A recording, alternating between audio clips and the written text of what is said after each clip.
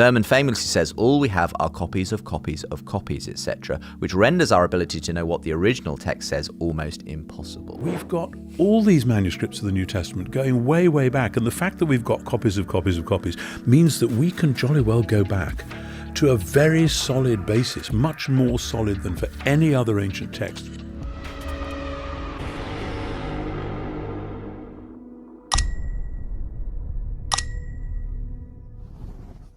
Rob in Toronto, Canada asks, you and Bart Ehrman, another well-known New Testament scholar, probably share the stage as the two most recognised names in New Testament studies, but clearly you and he are on opposite ends of the theological spectrum. While this may be a broad question, what's your response to Ehrman's assertion that there's very little we can say about the reliability of the New Testament in terms of knowing what the original manuscript said? As Ehrman famously says, all we have are copies of copies of copies, etc., which renders our ability to know what the original text says almost impossible. One of the great things about having copies of copies of copies is that we've got hundreds, thousands of manuscripts of the New Testament.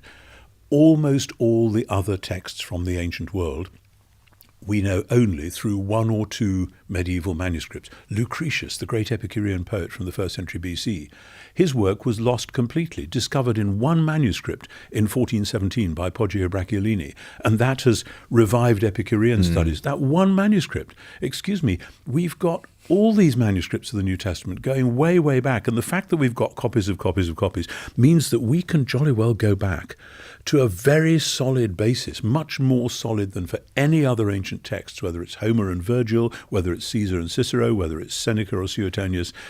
Not a problem, guys. And I think Bart Ehrman would have to admit, yes, the New Testament text is pretty secure. Of course, there are one or two passages where we say, not quite sure if this bit was originally part of the text or not. It may have come in, somebody may have added a gloss, or somebody may have accidentally missed a bit out.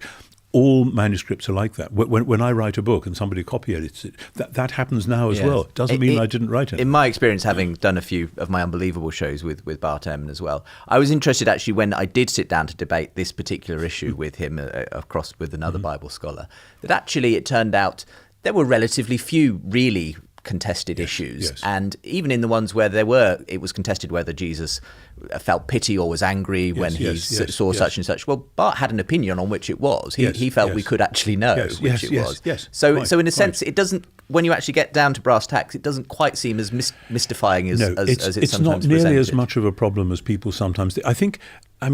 I don't know Bart very well. I've been on panels with him and debated with him here and there, and we once did a podcast debate some years ago.